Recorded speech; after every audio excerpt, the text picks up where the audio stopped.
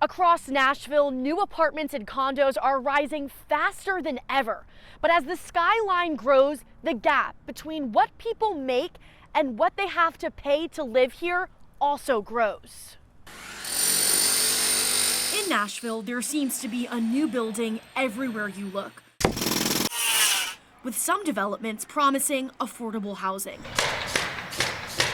But Paige Drake says affordability is a struggle for her family.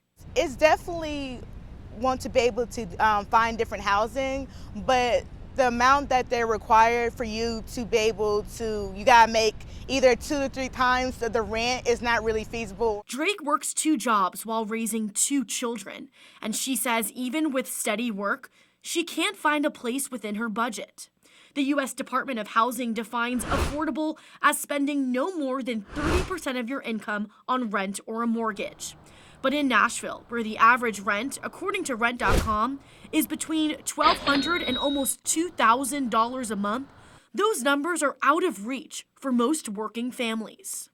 So as of right now, I'm kind of, jumping house to house, staying at Airbnb, staying at a family member's house. But I had to use one whole paycheck and then half of my other paycheck just to pay for rent. Cornisha Johnson is a mom, a full-time student, and works at a nonprofit. I was going to be pushed all the way out to Clarksville.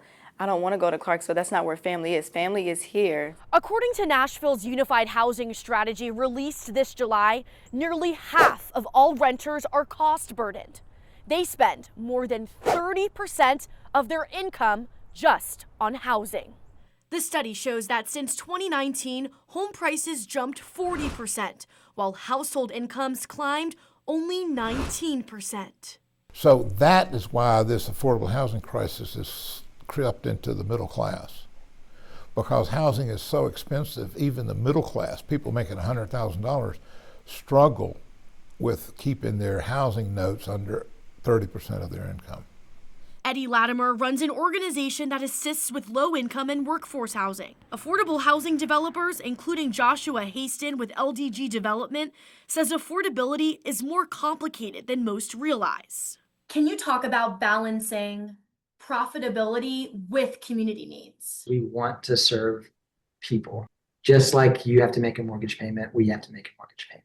Haston, whose company has built more than 1,000 affordable units in Nashville, says 72% of Nashville's workforce technically qualifies for affordable housing. But building it, especially in a city growing as fast as Nashville, comes with increasing costs and an extremely tight profit margin. Land costs have just dramatically increased, which is huge. Construction costs have increased. Haston says developers rely on a federal program called the Low-Income Housing Tax Credit, which helps finance affordable units.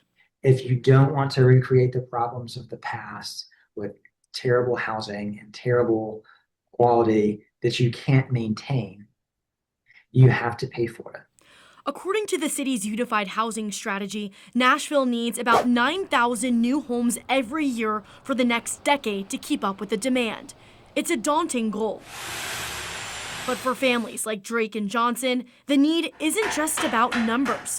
It's about having a place to call home.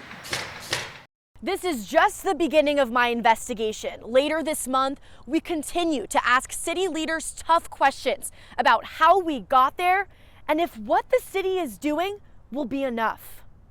Reporting in Nashville, I'm Amanda Chin, Fox 17 News, your Code Red station.